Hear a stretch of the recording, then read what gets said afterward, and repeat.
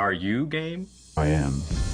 Bruce Shelley's career began alongside one of his biggest idols. That was sort of his trial by fire. He got a chance to hang out with one of the great game designers in PC gaming history.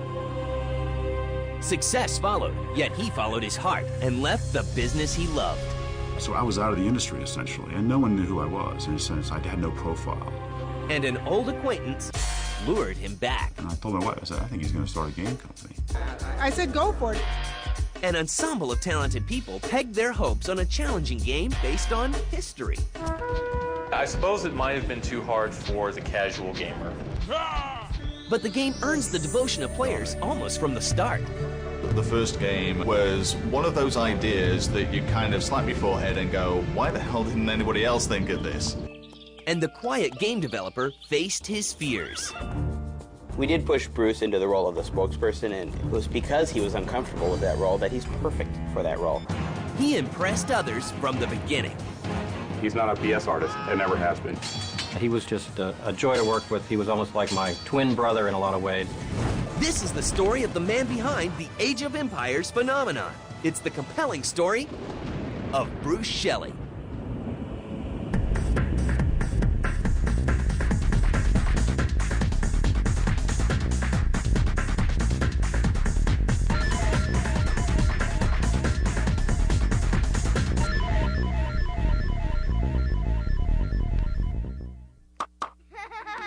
Bruce Shelley, the man who would make and relive history with his innovative video games, began life in a very typical Chicago family.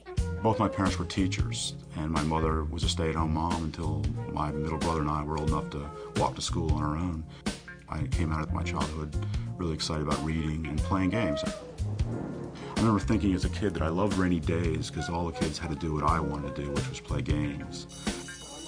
The brainy kid is also incredibly well-rounded. I played sports in college and into high school level. I was a Boy Scout. I really enjoyed scouting, outdoors experience, the leadership opportunities, that was important.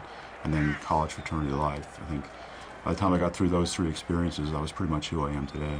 But all the pop flies in the world can't replace his love for games. I discovered that playing a good game was the most intellectually intense thing that I'd ever done.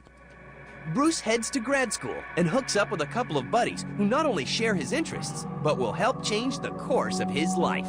We met at a war game club together where we played historical, and strategy games, board games, before the age of computer games. I just remember treating them with respect and taught them games and welcomed them as part of the community. It was all kinds of age groups and people at this club. He was always the center of attention, and I was just a kid from junior high school who came there to play games. And this college club gets Bruce one step closer to civilization. He'd just be sending his yellow pads just full of game notes, everything he thought, and into these game companies. So that's just basically my first memory of him. Actually, I helped start a company called Iron Crown Enterprises in Charlottesville, Virginia. There was friends of mine in a game club at the University of Virginia. I traveled to game shows and helped them sell their products. And we just all did it for free. And that job led to the next. Shelley lands one of his first real gigs as a professional board game designer with Avalon Hill in 1980. He finds success, but his creative side becomes restless. I was working for a board game company in Baltimore, Maryland, and one of my friends introduced me to a game called Pirates. People asked me what was the game that most influenced me getting into interactive gaming, and it was Pirates on the Commodore 64. The young game designer is so inspired, he makes a bold move. I thought it was an incredible game. It wasn't so much that I wanted to make that game myself. It was the fact that I wanted to work for a company that made products like that. I said, this is what the future of gaming is going to be. Shelley sets his sights on a job with Microprose, the game company led by gaming genius Sid Meier. I lobbied for that job for like a year, and I finally I got that job and went to work for him. The young protege finds himself side by side with one of his idols. That was sort of his trial by fire. He got a chance to hang out with one of the great game designers in PC gaming history. He prototypes by himself. He does his own art, does his own programming, and he brought me into that process. He was just a joy to work with. He was almost like my twin brother in a lot of ways. He gave me a lot of support, a lot of ideas. The games really wouldn't have been the same without him. We have to understand our working relationship. Basically, the two of us worked together almost, by alone. It was like there was a joke in the company that one group of people called us the A team. He could kind of handle things that I didn't have time to work on, left me free to do the programming and a lot of the creative stuff. So we made a good team. Working with him was like I've described that as going to game design university. I mean, it was more than just making games. It was considering and analyzing the process. The game god and his disciple produce a number of home runs. The first is Railroad Tycoon. If you read the credits of the game, they say, by Sid Meier with Bruce Shelley. I just felt that was my role. He was a star. The strategy game Civilization is released in 1992 for the PC, led by designer Sid Meier. And on his wing is Bruce Shelley as co-designer.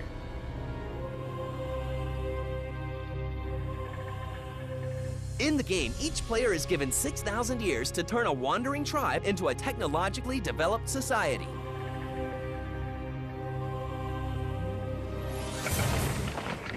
Civilization is touted as the most open-ended and flexible computer game ever developed.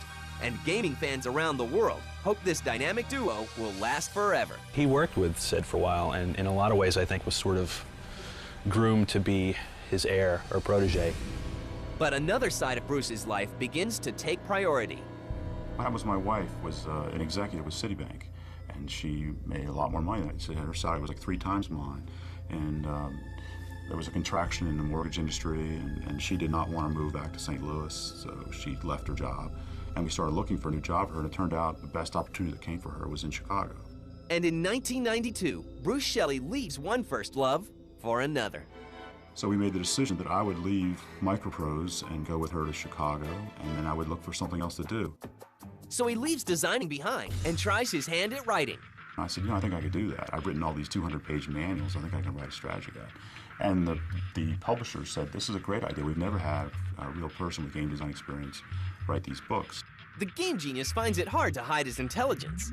If the game was a good game, it was a lot of fun. It was interesting to look and see what they've done. Shelley finds himself slipping further away from the business, and later makes a decision that will take him away from the person he loves the most. So I was out of the industry, essentially, and no one knew who I was. I mean, in a sense, I had no profile.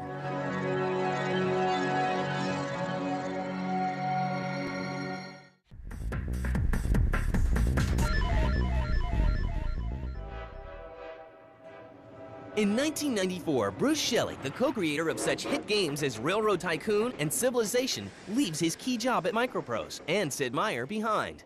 He follows his heart and his wife to a new life. I was living in Chicago, and I was actually making a living as a freelance writer, writing strategy guides. And Tony Goodman is all grown up and ready to play. He had started a business consulting firm in Dallas, never given up the idea of someday having a game company. And he started calling me up when I was in Chicago, and we'd have these 2-hour phone conversations about, well, how do you make computer games? And I told my wife, I said, I think he's going to start a game company.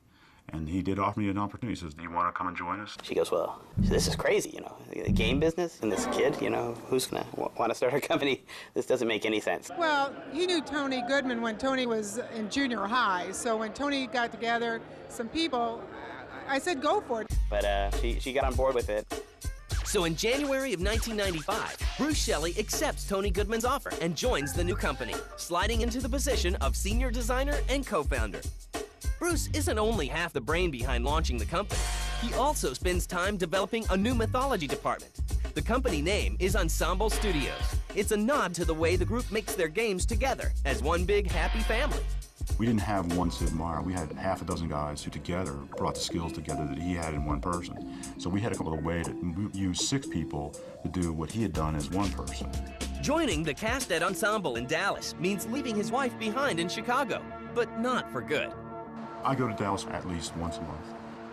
A lot of the things I do, a lot of the writing and catch up on the game and do the team building things we do the play testing. And then I can also get quiet time away from all these meetings and, do my own work at home. Everything about working with Bruce has just clicked from day one. I think he's amazing, the things that he does that I would never consider. Early on, we had no money. He was spending it. Very interested in marketing and the whole idea of get our face out there. And the boys become inspired to create a new game. Bruce really liked the idea of doing a game about civilization. That's a topic that he had taken on before.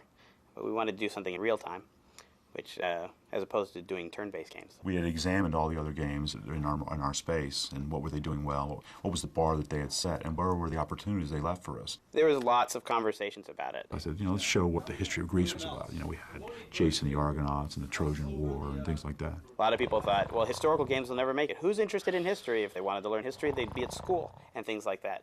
And how would you describe this new real-time strategy game? You're in the Stone Age, and the whole world is dark, it's mysterious, you have very little knowledge of what's happening in the world, and you have a small little village and a couple of people, and your goal is to turn this little tiny star into the first great civilization on Earth. And the name of the game is revealed. I know it went through several name iterations. It was The Rise of Man, and it was called Tribe. Age of Empires was the name that ultimately it shipped under, and that's sort of stuck. Age of Empires, Ensemble Studios' first game, is released by Microsoft in 1997. Both gamers and critics are ecstatic.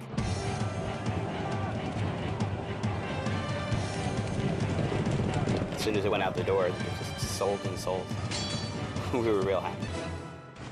The epic game spans thousands of years, in which the player is the guiding spirit in the evolution of a small Ice Age tribe. He's taken the real-time strategy model that was popularized by Command & Conquer and Warcraft and games of that nature. And I don't want to say he's added a layer of respectability to it, but he's taken it into a more realistic context. And Microsoft benefits too. After Age of Empires came out, people started to take Microsoft seriously as a gaming company. The game can be played in 2 to 3 hours, rather than the week or so required to finish a game of Civilization, and up to 8 computers can be linked up to play. The artificial intelligence has been incorporated to ensure playing against the computer is also a bit of a challenge. Microsoft claims it's selling the game faster than they can ship it. Even though it's a game that takes hours and hours to play it each time, it did pick up a pretty huge casual audience and a pretty big female audience that we weren't expecting. Age of Empires, the first game, was one of those ideas that you kind of slap your forehead and go, why the hell didn't anybody else think of this? You take real-time strategy, which is the hot vogue, and you give it historical context. Age of Empires receives numerous awards, and by June 1998, Microsoft has shipped more than 1 million copies worldwide. And later that year, Age of Empires: The Rise of Rome, an expansion pack to the award-winning strategy game, is released. I think we felt it was demanding, and we worked hard in our follow-up games to make it easier for people. So, I mean, we recognized that it wasn't perfect. We said, oh, how can we top that? And so we said, well, what's a bigger historical topic than ancients? And we said, well, medieval, that's the biggest topic. Let's do a game about knights, kings, and castles. In the fall of 1999, Age of Empires 2: The Age of Kings is released, along with vast improvements from the first game. 2 spans 1,000 years, from the fall of Rome to the Middle Ages. We need a mangonel ram to get through these walls. Look out! A battle rages ahead. Stay back! Bruce rips out the first game's AI engine and rewrites it. And what's the gameplay like in this one? I think Age of Empires 2, The Age of Kings, is as close to perfect as we've ever gotten. I mean, our challenge is to make a game that good again someday. I mean, it all came together in that game. The art was improved significantly. He sort of had less of a Legoland approach, or look to the game in more of a realistic scale and depth. And the crew from Ensemble does it again. The original AoE was a success, but it was actually AoE 2 that became a monster hit. That's where the series really took off. It was then that I first saw the girl. It wasn't an accident that we put a woman in the game, you know, as a character. Her name was Jean. Because, you know, we found out that women liked playing Age. So now there was a hero who was a female, who they could follow the career of this woman in our game. Bonjour, Jean. My colleague and I will escort you to the Chateau of the Dauphin, or else we will die trying. And it wasn't an accident that there was a French character and a German character. They were our 2 biggest international markets. And in the spring of 2001, Microsoft acquires Ensemble Studios. The Microsoft philosophy is really to get the best products in category, and they're not about just getting a huge roster of titles. It's really quality over quantity, And it's sort of cliche, but it's really in practice at Microsoft. And Ensemble is a leader in the RTS category. By the end of 2000, Age of Empires 2, The Age of Kings, is #1 on the holiday sales charts worldwide. And the expansion pack, Age of Conquerors, is also flying off shelves. But it's what Bruce Shelley and the group at Ensemble decide to do next that stuns fans.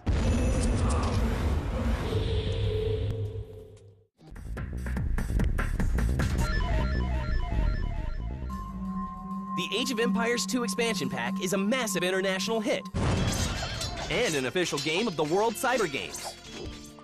And the quiet man who helped create a phenomenon sees his PR role expanding rapidly. We did push Bruce into the role of the spokesperson, and it was because he was uncomfortable with that role that he's perfect for that role. I think the first thing he has is just sort of unquestionable credibility.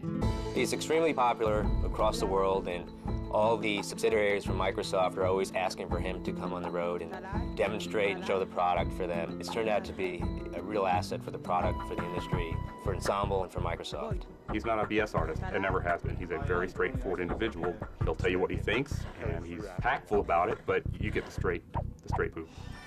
You know, I happen to be a huge fan of the Age of Empires series, and Bruce will be the first one to say they're not my games. It takes a whole team, you know, and he is always careful to comment on that. We talk about that all the time. No one succeeds by themselves. No matter what it is they do, and it takes a whole team to make something good, and a tremendous team to deliver something this tremendous. But for Bruce Shelley and his team, creating something truly historical would require making a drastic change. We felt that we really had to do something a little different. We see it as like a fork from the Age franchise, not necessarily a linear follow-up. We worked on it for 3 years straight. This is the longest project we ever worked on. It's far more ambitious than anything we've ever done. So what will this new game be about? We wanted to rejuvenate the franchise, so we came up with the idea of doing fantasy. Everybody's doing fantasy games, so and we came up with the idea of mythology. Well, it is an historically based game, a strategy game, where people are going to go in, they're going to try to build up their civilization. They're going to create peasants, gather wood, gather food, gather gold, and gather a fourth resource, which is favor, which is certainly unique to Age of Mythology over Age of Empires. Age of Mythology is Ensemble's most ambitious and perhaps enchanting game ever. There's a hero, Arcantos, and he's an admiral or a great hero from Atlantis, and he's called upon ostensibly to help out in the Trojan War on behalf of his Greek friends. While he's on his way there and gets involved there, he encounters some really unusual things. The gods in the game have certain god powers like earthquakes and tornadoes and meteor strikes. And those are very offensive weapons. There are also defensive ones or economical ones like rain. And based on your civilization, you'll also have access to different mythological creatures. Mythology is part of the human experience. It's not that great a departure from what we've done in the past. It's not completely historical, as closely historical as this other stuff we had. But I think 1,000 years ago, people believed these gods were real. Behind the magic is something computer-driven, a new heavy-duty 3D engine. Unofficially, the work on the 3D engine began about 5 years ago. A 3D engine is the centerpiece. It's the piece of technology that allows the game to run. In Mythology, we took advantage of the 3D technology with our dramatic god powers, tornadoes and earthquakes, impossible to do in a 2D game, but really cool looking and dramatic in 3D. The myth creatures are special attacks, flying units, underwater units. The combination of 3D technology and mythology just work together really well. When a god power is revealed and, you know, meteors fall or lightning crashes, that's not something you would ever really see in a historical game unless it was just a historical occurrence. But in Age of Mythology, that will be something the player can control and make a decision on and get a lot of visceral feedback. The game features an organic musical score by incorporating unique acoustic instruments. And offers easy-to-play multi- and single-player modes. We've done a fantastic single-player campaign that's unlike anything anybody's ever done in a real-time strategy game. And for some fans of Age of Empires, it may feel somewhat familiar. If you're a fan of Age of Empires, you're going to love this game because it builds on everything that made the other Age games terrific. intuitive gameplay, attention to detail, and historical flavor. Plus now you have the addition of these mythological creatures and god powers. And easier gameplay for all levels of players. It's a new game and it's really great to play. It's got something for everybody. It really does. It's easy to pick up, it's easy to learn. You get to see some really cool things. I mean, you don't often get a chance to drop a meteor on someone. In the fall of 2002, the game launches with a gala premiere.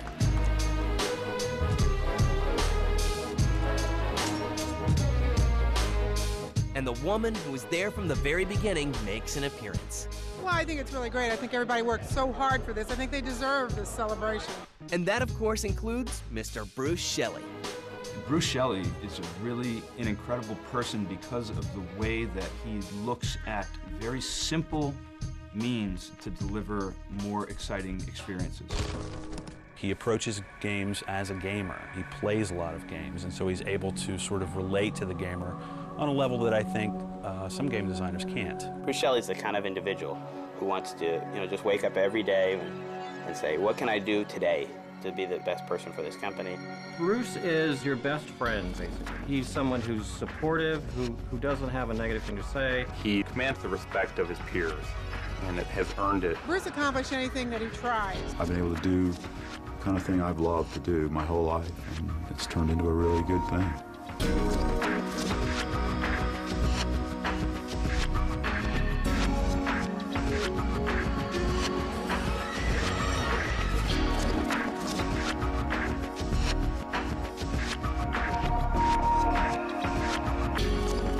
Good luck, Ensemble Studios!